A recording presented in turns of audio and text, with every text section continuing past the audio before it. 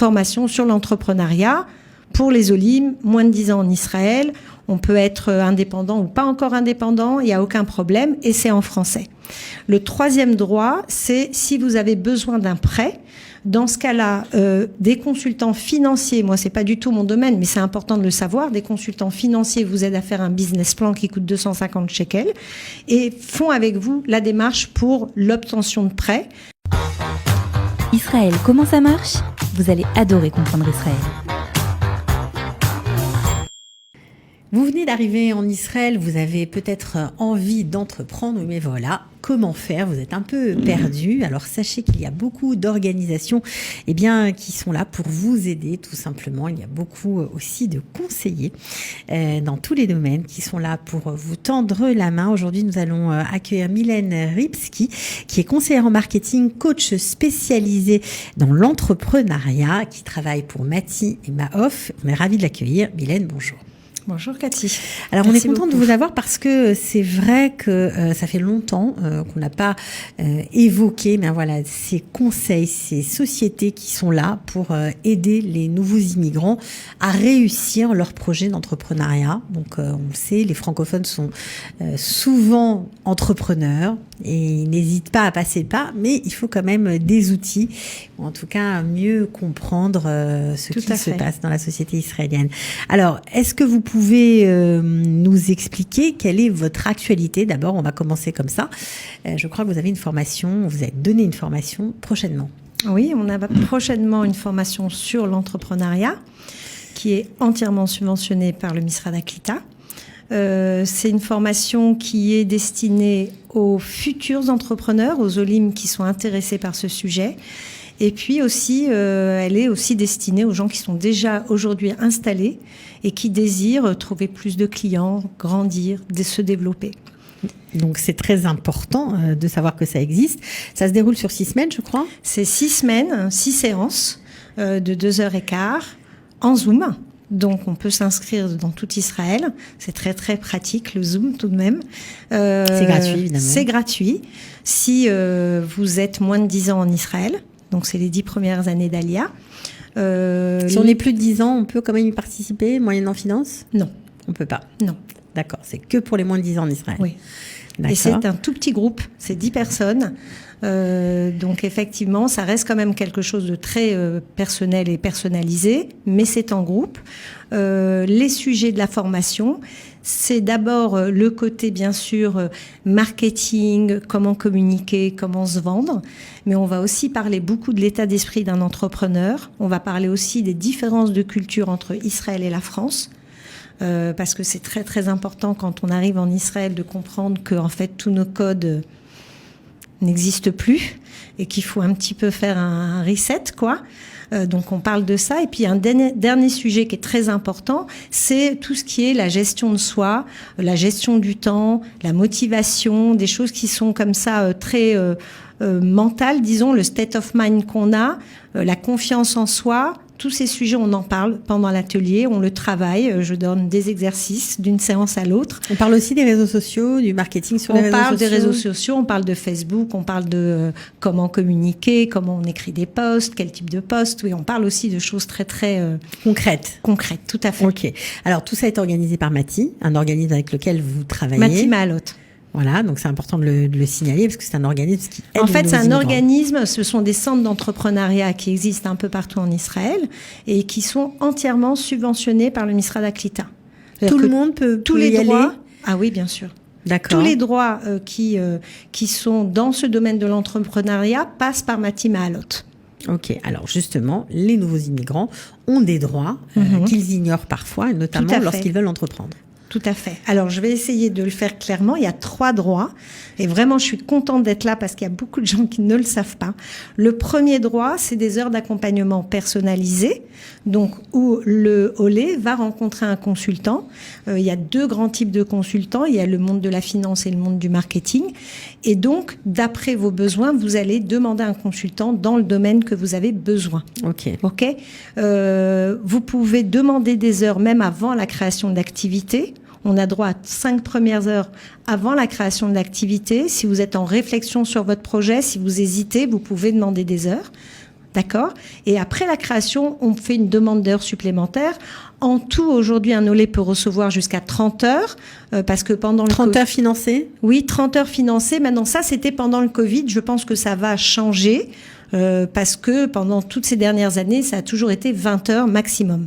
OK ? Mais c'est vrai que pendant le Covid, le MISRA d'Aklita a été très, très réactif et a augmenté le nombre d'heures pour aider encore plus les OLIM qui se retrouvaient un petit peu en difficulté. Donc ça, c'est le premier point, c'est les heures d'accompagnement. Le deuxième point, c'est cette formation dont on vient de parler, qui est aussi entièrement subventionnée.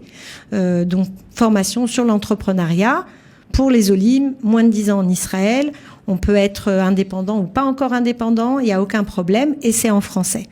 Le troisième droit, c'est si vous avez besoin d'un prêt. Dans ce cas-là, des consultants financiers, moi c'est pas du tout mon domaine, mais c'est important de le savoir, des consultants financiers vous aident à faire un business plan qui coûte 250 shekels et font avec vous la démarche pour l'obtention de prêts. Maintenant, il faut que ce soit clair pour tout le monde. C'est pas toujours positif. La réponse n'est pas toujours positive. C'est pas parce qu'on fait une demande de prêt qu'on va le recevoir. OK ? Mais je pense que quand on monte en Israël, il faut avant tout, pour tous ceux qui sont intéressés par l'entrepreneuriat, demander conseil à Mati Mahalot et prendre d'abord ce qu'on peut prendre de Mati Mahalot parce que c'est entièrement subventionné. Bien évidemment. Alors, il y a un autre pan qui est important pour vous à expliquer. Par rapport à l'accompagnement, oui. Je peux expliquer mon accompagnement parce qu'après chaque consultant est très différent. Moi, mon parcours, comme c'est en même temps le marketing et en même temps le coaching, je suis ingénieure de formation et j'ai un MBA en marketing.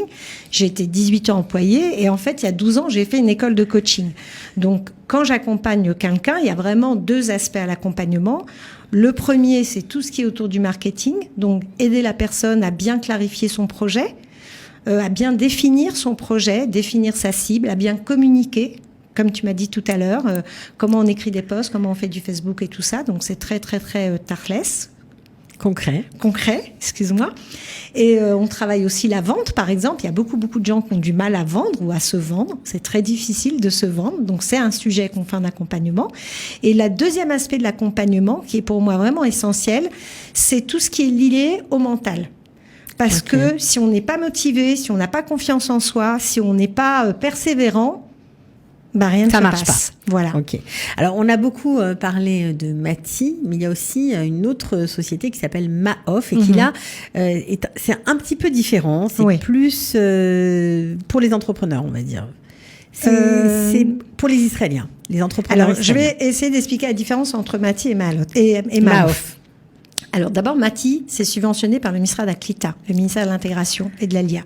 Maof, c'est subventionné par le MISRA d'Akalkala, donc le ministère de l'Économie.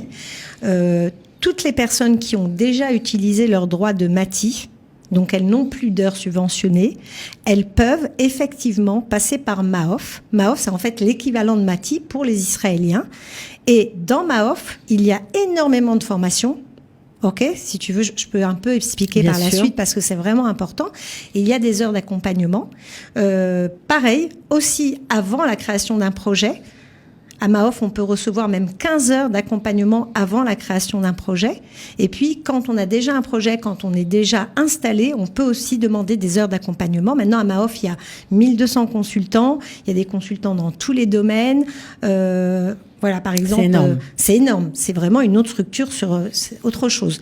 Mais c'est important de savoir que ça existe pour ceux peut-être qui sont là déjà plus c'est très important parce que quand on est là depuis plus de 10 ans, il faut passer par Maof. Ça revient quand même beaucoup moins cher que d'aller voir un consultant en privé, même si un consultant en privé, c'est aussi une option, c'est pas que c'est négatif. Mais en tout cas, Maof, ça existe. Et puis, tous les 2 ans, un Israélien, on peut demander nos droits tous les 2 ans. Ça veut dire tous les 2 ans, on a droit à des heures de conseil par Maof. Moi, j'ai des clients qui régulièrement redemandent des heures à Maof. Alors, des formations, alors les formations de Maof, moi, j'en parle beaucoup autour de moi. Quand on parle déjà bien l'hébreu, ok ? Bien sûr. Pas au début de notre alia, mais après quelques années, vous rentrez dans le site de Maof, ils ont des formations, donc toujours autour de l'entrepreneuriat. Il y a des formations sur Instagram, sur Facebook, sur Canva, c'est un logiciel pour faire du design. Tout ce qu'on peut imaginer, ils l'ont, ok ? Sur Etsy, sur Amazon, Voilà. Donc vraiment, et puis c'est des prix très très subventionnés. Ça revient à peu près à 25 shekels de l'heure de la formation. Donc si vous avez une formation sur 7 séances, ça va vous revenir peut-être 600, 700 shekels, une formation de 5 heures d'affilée. C'est vraiment hyper attractif. Moi, j'en ai fait plein de formations de Maof. Je recommande. Elles sont bien. Donc dès que vous parlez un peu l'hébreu, il faut y aller. Il faut y aller. Donc c'est vrai que Mati, c'est en français. Mais bon, il n'y a qu'une seule pharmacie par Mati. Quoique, il y a d'autres consultants qui donnent des formations par Mati. Là, il y a Yael Lasri qui travaille aussi à Mati, qui a une formation qu'elle lance dans le digital. Donc, regardez autour de vous, inscrivez-vous sur les pages de Facebook. Moi, j'ai un site, par exemple, en français où tout est expliqué. Il existe des choses en français, mais en hébreu, il existe aussi énormément de choses et il faut pas s'en priver. Alors juste avant de se quitter, je voudrais qu'on refasse une précision sur la formation. Alors vous avez dit que ça allait démarrer le 15 mai. Qu'est-ce qu'on va y apprendre concrètement? Je sais que vous l'avez évoqué. Alors d'abord, on va comprendre les statuts d'auto-entrepreneur par rapport à la loi. Quels sont les statuts qui existent et qu'est-ce que ça veut dire d'être indépendant? Comment ça nous engage par rapport à la loi? Généralement, je fais même un partenariat avec une comptable, Corinne Assus, qui rentre dans le cours, qui va nous expliquer tout ça. Moi, je fais ma partie, mais elle, c'est le comptable, donc c'est vraiment son adresse. Et elle est vraiment très sympathique, très claire. Donc voilà, ça fait le sujet, on le fait à fond. On va beaucoup parler des différences de culture d'Israël et de la France, parce que si quelqu'un veut travailler avec un Israélien ou pense vraiment demain matin louer un local et ouvrir un magasin, il faut comprendre que tout ce qu'on connaît, tout ce qu'on a dans notre tête, quand on arrive très différent de France, c'est vraiment très différent ici. Après, on va faire le marketing, c'est-à-dire que on va commencer par l'étape numéro 1, c'est définir son business, définir son positionnement, définir la cible qu'on veut toucher. Il y a énormément de gens qui commencent le marketing par la communication. Ah, comment on fait du Facebook? Mais c'est pas la première étape. OK, il y a d'abord l'étape de la stratégie, l'étape où on va planifier, où on va réfléchir sur OK, comment je me positionne, qu'est-ce que je propose. Donc ça, c'est très important, on travaille la vente. Et puis, le dernier cours, c'est tout ce qui est lié aussi à la gestion de soi, la gestion du temps. Il y a énormément de gens qui ne gèrent pas bien leur temps, qui ne savent pas faire la différence entre une tâche importante et une tâche moins importante. Et donc ça, c'est très, très important. Alors, il y a aussi une grande difficulté chez les entrepreneurs, c'est de faire ses prix de vente. Oui. Souvent, les gens ne savent pas combien se vendre, combien vendre leur savoir-faire, leur service. Tout à fait. Est-ce que ça aussi, on l'apprend à la formation? Oui. C'est-à-dire qu'on va parler de ça. Il faut faire une étude de concurrent. Quel que soit votre domaine, quelle que soit votre cible, on ne se lance pas dans un domaine si on ne connaît pas son marché. Ça, c'est vraiment la base. OK? Donc oui, je parle de l'étude de concurrent, comment on fait une étude de concurrent, comment on va vérifier un petit peu les prix sur le marché, comment on va se positionner. Est-ce que c'est bien d'avoir un prix trop bas? Est-ce que c'est pas bien? Non, c'est pas bien, pour donner la réponse. Quel prix on va choisir? C'est vraiment un sujet très important. Qu'est-ce qu'on va dire quand un client va nous dire c'est trop cher pour moi? Comment on va réagir? OK? Donc oui, tout ça, on le travaille pendant l'accompagnement. Oui, c'est très, très pratique, l'accompagnement. Oui, je vois que c'est très pratique. Alors, juste pour les gens qui nous écoutent et qui hésitent peut-être à s'inscrire à ce type de formation, les autres entrepreneurs, est-ce qu'ils sont choisis dans une même catégorie ou alors ce sont des entrepreneurs vraiment tous très différents qui officient dans des domaines très différents, pas du tout similaires? Très, très différents. Moi, ça fait 10 ans que je fais ça.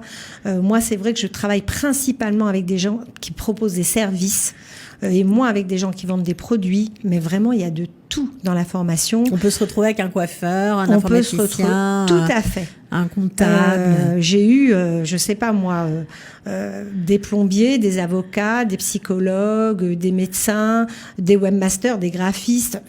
Tout est mélangé. Bien sûr. C'est assez riche. C'est extraordinaire. Parce que le groupe, il a une force, quoi. Moi, j'aime beaucoup les groupes. Je pense qu'un groupe, c'est vraiment... Il y a beaucoup de gens qui restent même en contact après.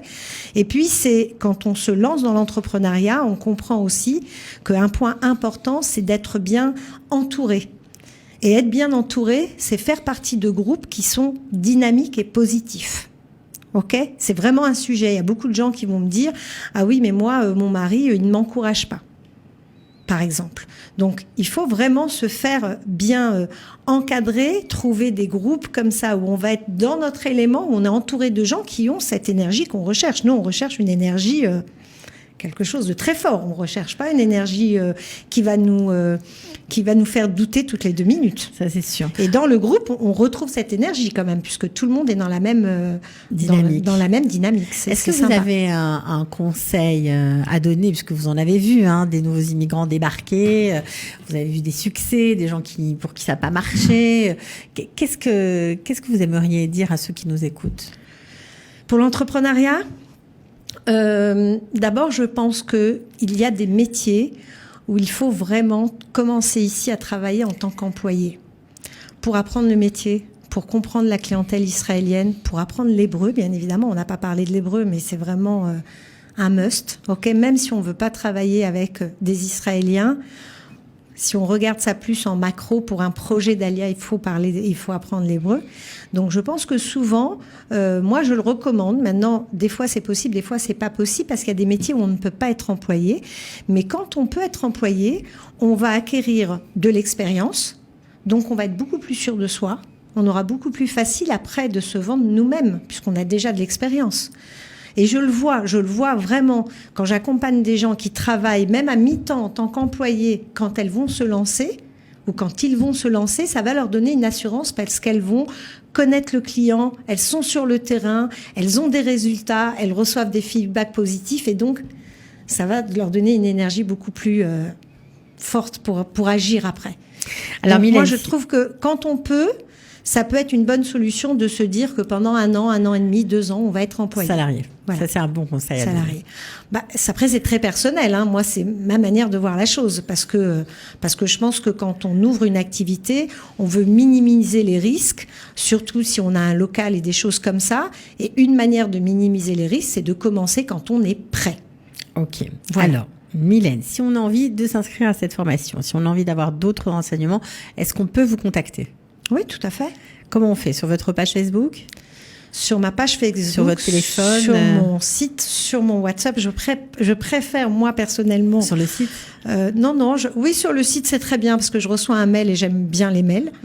J'aime bien le WhatsApp, mais je suis quand même très liée au mail. Alors, votre site? Allez-y. J'ai pas l'adresse de mon site. D'accord, c'est pas grave. Mais vous pouvez écrire mon nom, c'est Mylène, M-Y-L-E-N-E. Mon nom de famille, c'est Rybski, R-Y-B-S-K-I. C'est un peu compliqué. Sur donc Google, Rybski, on vous trouve. Ouais, on me trouve tout de suite.